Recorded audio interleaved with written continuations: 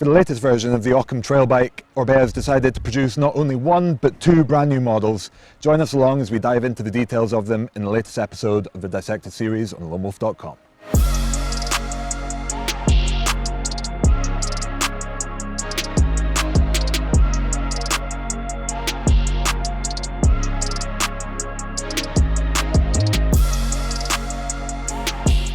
Following the previous generation of the Occam, which was split into the Occam and the Occam LT, Orbea realised that there was a definite market for both options, so decided to double down on this by offering two distinct models, the Occam SL and the Occam LT.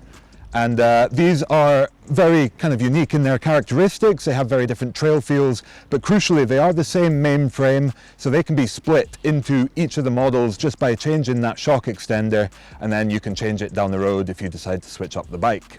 As before, the Occam is available regardless of the model that you choose in both the OMR carbon fibre and a high polish alloy version. So every rider, regardless of if they're in the SL or the LT category, can choose their preference of the material and the price point. And if you go for the OMR carbon option, you retain the same handling as the alloy, but you do shave off that little bit of weight for the extra cost. Orbea decided that their previous generation suspension was pretty damn close to perfect, so for this new revision they've only made minor kinematic changes. The progression has increased slightly overall, there's slightly less braking influence and there's slightly more pedaling support, but the changes that you'll find between the bikes, if you look at the charts, are not severe, so it still feels very much like the Occam that was very successful previously. In terms of the geometry, the steep and deep philosophy from the Rollon carries on to the Occam now.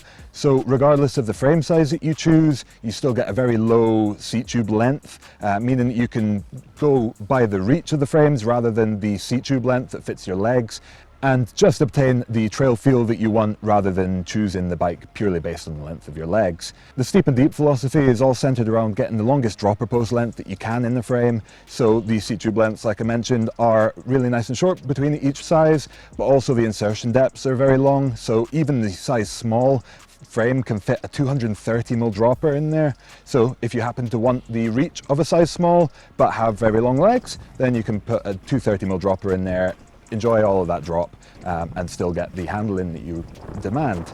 So regardless of the version of the Occam that you choose, you get the same small to extra large size range choice, and these will fit riders from roughly 150 to 205 centimeters. Between the two bikes, there are some slight geometry differences that tend to each of the respective categories that they're designed for. The SL, with its more trail, downcountry almost focus, has a slightly steeper 65.5-degree head tube angle, with a slightly steeper also 78-degree seat tube angle, and a slightly lower effective bottom bracket height, the bottom bracket drop on there. Whereas the LT, with its more downhill focus, has a slacker 64 or 64.5-degree head tube angle. Now this is also a bike that has a geometry flip chip, and it's a really neat eccentric design that they've given it there, so you can change it really quickly on the trail with the included axle tool, 6mm Allen key, and it really promotes riders making use of that change more often. It's almost as quick as having it on the bar. It's really nice and easy to use, and that's definitely something that I think a lot of riders are going to enjoy with that. Then you do have a slightly slacker seat tube angle on the LT at 77 degrees and a slightly higher bottom bracket drop as standard. But then because it has the longer 150mm travel in the rear end as opposed to the 140 on the SL, you do get a slightly lower dynamic bottom bracket height on the trail to give that little bit more stability in the bike feeling. Orbea worked extensively with Fox to develop specific shock tunes for each of these bikes to really get the handling characteristics that they desired from the frames and the suspension. And they also went into the frame stiffness when they were designing the constructions of the carbon fiber frame as well as the alloy to tailor it for each size. Orbea has carried their SIC integrated headset cable routing over to the Occam now, giving it a really nice and clean look and managing the cables a little bit better so it runs nice and quietly. They've given the down tube a locker storage system so you can get your tools or a spare jacket or snacks in there, which is really nice. They've added the FLP tool into that main pivot so that you've always got a variety of different tools, quick access, and also on that rear axle you do have a 6mm Allen key which you can use for other various bolts on the bike. Orbea also added a really neat 7-gram upper chain guide into the bike, so it's nice and integrated, it looks super clean, and your chain should stay in place at all times. All of the carbon frames come fitted as standard with a clear protection kit, or using the MyO program, which also lets you customize so many other different things from the spec to the color choice on these bikes. You can also add a couple of different designs of frame protection in different colors to add a little bit of flair to your machine too. And the alloy bikes don't come as standard with this, but you can have it added for just 99 euros, including fitting, and it's a really nice and custom protector, so it should cover all the different aspects of the bike while also looking nice and clean. Now that we've covered all of the details that are shared between both of the bikes, let's dive into the details on the SL and see what makes it special.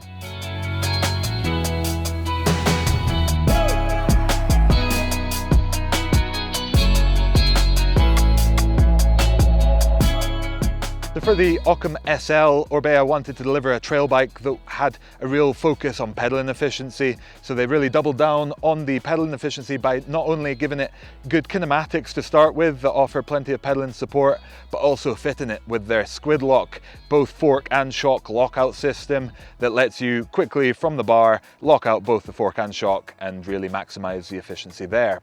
The SL has a 140mm rear travel paired with a 140mm fork up front, so nice and balanced, and yeah, giving you a healthy amount of capability still for a bike that pedals as efficiently as they've made the SL pedal. But you may be asking, where is that lockout cable on that rear shock? So Orbea has their patented I-line technology, which sees that lockout cable to the shock mounted through the top tube stealthily and then going into the top port of the shock. And you won't find this technology on any other bike, and it gives a really nice and clean look that hides the possibility that you have a lockout lever at all, especially when combined with that SIC internal headset cable routing. The squid lock remote does replace kind of the more conventional dropper style remote on the bar. It's certainly the underbar kind of remote with a 2-lever design that lets you lock it into the locked out position and then release it. With the Occam SL, rather than taking their OES kind of XC bike and adding extra capability with a longer travel fork and over shocking it, instead Orbea wanted to target the downcountry kind of market, you know, that really aggressive XC market with the Occam SL by giving it the same kind of climbing capabilities as a lighter travel bike. I mean, you do still get this bike as sub 11 kilo builds, but also in this way, by giving it still the same 140mm travel and the Occam capability and the slightly more aggressive geometry, downcountry riders would be able to descend safer, more aggressively, have a little bit more fun on the way down the hill without sacrificing their climbing capability. The Occam SL is offered in builds from the alloy H30 at $3,200 or 2,800 euros, all the way up to the M Limited carbon fiber frame at $10,600 or 10,000 euros. So regardless of your budget, you'll be able to get an Occam SL of your preferences. The Occam LT is the aggressive, more kind of mini enduro focused Occam in the range, the bigger brother to the Occam SL. And for this, Orbea has given it 150mm of rear wheel travel, which is then paired with a 160mm fork for extra capability. On that 150mm travel rear end, they have a aluminium rocker as opposed to the carbon fiber rocker on the Occam SL, and this is fitted with an eccentric flip chip, letting you quickly change the geometry on the trail between a low and a lower mode to tailor the feel of the bike to your preferences. The Occam LT is very much for the aggressive trail rider or even the light enduro rider. It shares a lot of the same geometry numbers with the bigger brother, the Rollon, in the Orbea lineup, but with a slightly more kind of trail friendly feeling overall. So the frame stiffness may not be quite so high, and some of the geometry numbers are slightly on the more trail friendly, more agile and playful side of things, just to give it more maneuverability for the tighter and slower sections of trail that you may find on your typical trail ride. They've also ensured that it does climb really well. It's got a slightly lighter frame than the Rollon, and the geometry overall is just tailored slightly better for the uphill. And the kinematics are also tuned so you get a slightly more kind of manageable, efficient feeling instead of a more race focus as you find on the Rollon. To tailor to riders of different preferences and let you either choose a slightly more all-round trail-friendly or a more downhill-focused mini enduro feeling bike, Orbea offers the Occam LT with either an air or a coil shock, which you can choose when you're ordering the bike in the Occam configurator, along with all the other different spec choices and color options. I've decided to equip it with the coil shock just now, which we've been testing recently, and it has been feeling very good. But it's safe to say that regardless, the tuned shocks that you can go for from the Fox both give you really good trail feel. And yeah, it's really just a matter of personal preference rather than one performing better than the other overall. The options in the Occam LT range go from the Alloy H30 at $3,600 all the way up to the M-Team at $8,600, and within this you get choice of alloy or carbon frames, and you can also tailor the specs to your preferences in that Occam configurator. Now that you've learned all the specifics of both of these bikes, let's go hit the trails and then find out how it rides and talk about it a bit later in the ride impressions.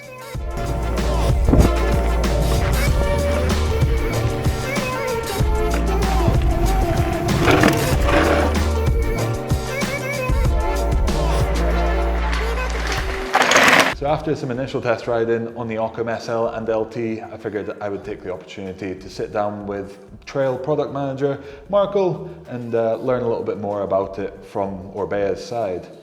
Marco, thank you very much so far for the presentation and all the riding that we've done. It's been a serious amount of fun.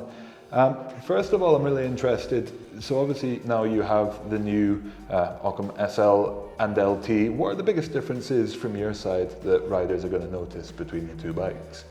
Yes, so the Occam SL, it's a bike which is designed to have fun, to be a bike to flow on the trails, but at the same time it's a bike that pedals really well. It's efficient, it's light, so it's a bike which is really reactive and really fast when we are pedaling with that bike. So especially for the ride we are doing with long distances, or for the riders who want to push the bike on the climb, that's the ideal bike. And on the Occam LT we are looking for another kind of rider, a rider which is more aggressive, a rider which is looking for a capable trail bike. So let's say that this bike keeps still a good efficiency when we are pedaling, but is much more capable going downhill.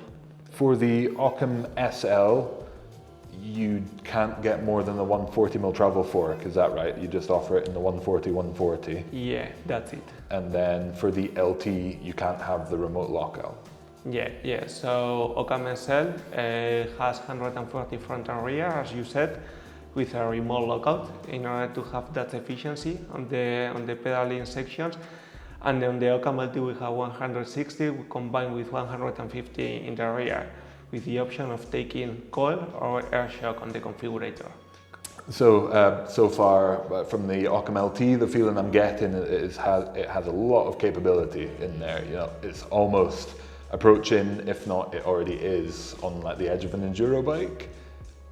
How would you say, you know, you obviously have the Rallon in your range, the you know, proper full designed enduro bike. How are people going to justify going for the Rallon over the Occam LT, do you think?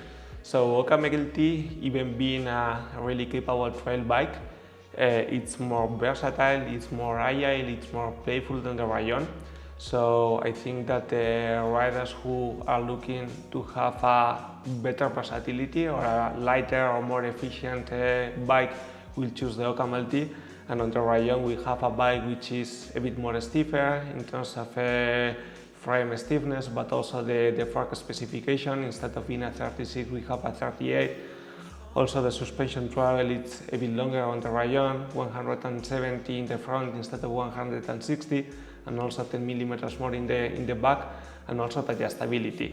On the Occam we are using the Flotex and the DHX shock, and on the Rayon we have the Flotex 2 and the DHX 2. So that's also improved that adjustability for those riders who are looking to have the ultimate performance on the descent.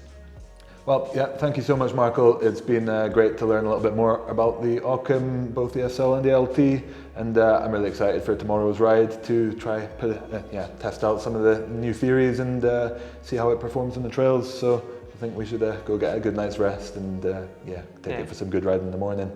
Thanks a lot for coming, Ralph. Thank you.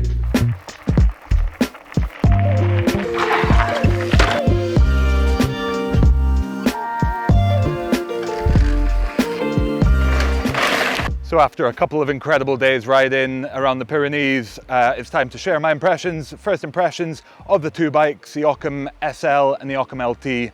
As with all of our dissected features, this is not intended to be a long-term review, so do stay tuned for those coming in the future. But for now, I'm going to share my thoughts after a couple of hard, big days riding some incredible trails and really testing the limits and the capabilities of these two bikes. When we compare the two bikes, it's really incredible with the same main frame, just how different the two can feel with, their different suspension setups, the different components that are fitted to them. So although these are both the same main frame, the same family of bike, there are definitely a big wider group that these bikes are going to cover. And yeah, it's definitely worthwhile making sure that you do end up with the version of the Occam that's going to be the best fit for you as a rider. The Occam SL is a very efficient machine. It's clear that they've targeted it to give you really good pedaling performance, and the overall weight with the build kits that they spec on it is nice and low. You get really efficient supportive platform from the tuned Fox shock and the 34 fork that we had fitted, and then you can double up on that with that squid lock system to add even more efficiency. It almost is a full lockout, and really for the smoother sections of trail, the fire road climbs, it adds the efficiency, lets you get up there with very minimal wasted energy. And especially when you've got a set of tires as fast rolling as the Schwalbe Wicked Wills, it's yeah, really impressive just how fast this thing can go when you give it some power. On the way down, I mean, for me, I'm almost 100 kilos. The Fox 34 fork has always got its work cut out, but actually I didn't end up really feeling like it was holding me back that much. The support in the Fit4 damper, the way they've got it set up, it definitely does lead itself to being more of a kind of efficient feeling. It's not a super plush and compliant, enduro feeling fork. It is definitely more targeted towards the trail, the support, giving you plenty of feedback from the terrain, letting you really work it, pump it for speed. And it does just feel, both ends feel really well matched, and it feels like you get a really nice and efficient and fast bike overall. That squid lock system did take me a few goes playing with the dropper cable and the squid lock itself to figure out which lever did what. I guess by now my brain is tuned so that the underbar remotes are for the dropper, and that isn't the case with this setup, but it did only take me a few runs and a couple of mistakes along the way until I figured that out. And from there, it actually proved to be something that I used more than I expected it to. It's yeah, definitely not quite the style of bike that I'd typically ride. It's more pointed, more targeted to be an efficient pedaler, a bike that's really designed for the more XC oriented crowd than I would ever be considered. But yeah, when you do start playing with it, do start using it, it is impressive how much more efficient the bike becomes, and how much faster you end up feeling like you're going when you're laying down the power on the slightly smoother terrain. And then the amount of grip that you get on the rear end when it's open, it definitely does make it worthwhile unlocking it for the rougher sections of climb. And you don't end up feeling like you're really struggling for grip too much. That said, it has just been quite dry, and yeah, the kind of lack of traction on the climbs has been limited. So we'll have to stay tuned and see how that turns out to be in the longer run.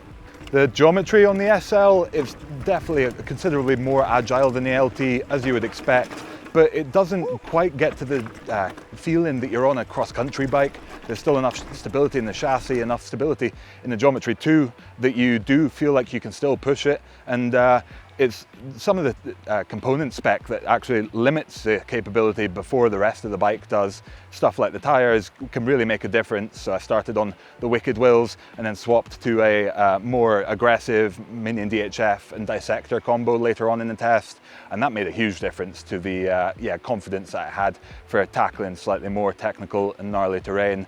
And using that Myo configurator, you're always going to be able to find the sort of blend of performance both up and down the hill that you're looking for to really target the riding that you're going to be doing and make it work as best for you as possible. Moving on to the LT, and that's when the gulf, especially if you've started on the SL like I was going, and then hopping straight onto the LT setup, especially when you have it with stuff like downhill tires and the coil shock in the back, the difference between the two bikes is absolutely unbelievable. And yeah, it really goes to show that there is more to it than just the frame of a bike. But that said, of course, Orbea is making differences with that frame due to that different linkage, obviously the different shock stroke and the longer fork that you get fitted on the LT, which all combine to change the geometry, change the feel of the suspension, and make it a considerably more capable descending bike, almost to the point that it could get close to replacing your enduro bike, because it really does feel reassuring and confident on the way down. And it's really impressive, especially, like I say, with that coil shock in the back, you do get a little bit more support and just stability and sensitivity all around. Set of good tires, some downhill tires to give you the traction that you need and the stability there. And then also the set of carbon wheels actually proved to be the ticket for me to feel really confident charging hard in the downhills. But regardless, I tested it with the air shock, which gives it a little bit more pop. I tested it with a set of aluminium wheels, which make it a little bit more compliant at the expense of ultimate precision when you're pushing hard. All of these bikes were a serious amount of fun, all these configurations, and I think Orbea has done an absolutely cracking job with this LT in making a bike that still retains a healthy amount of the capability up the hill that you find on the SL, but crucially gives you a lot of confidence to charge hard on the way down. And yeah, like I say, almost reach those kind of certainly light enduro sort of realm, if not full enduro. I definitely wouldn't think too hard about taking this thing for an enduro race sometime, if it's only going to be the only bike in your stable. On the way up the hill, the LT does lose out a little bit to the SL, both in terms of the overall weight of the package, the stickier tires, and the lack of the full lockout for the fork and the shock with that squid lock system. So it does end up being a little bit more sluggish to get up the hill, but at the end of the day, the kinematics are still very close, so you still get really good pedaling support with the shock unlocked, and it's still a comfortable centered climbing position. It still certainly goes up the hill pretty well, and especially if you were to tailor the build to be slightly more climbing focused, so taking the LT down a little bit in its sort of aggressive intentions, you would be able to certainly create a bike that is capable of supporting you on your epic backcountry adventures and kind of typical trail center days, as opposed to just being an out-and-out descending focused machine. But I think what the moral of the story is with this Occam, the SL, or the LT is that regardless of the type of rider you are, using that Myo configurator to tweak the build spec to your preferences, you'll be able to find whatever blend of the two bikes it is that suits you best as a rider, and I think you'll be able to find something that's going to make you very happy. That is not just because Orbea has helped us in creating this feature, but also just because I've had a huge amount of fun riding these trails around the Pyrenees the last couple of days on both of these bikes, and I've been very impressed with the performance, and I'm very excited to take this LT especially for its long-term review, which you can find coming to the site in the next few months.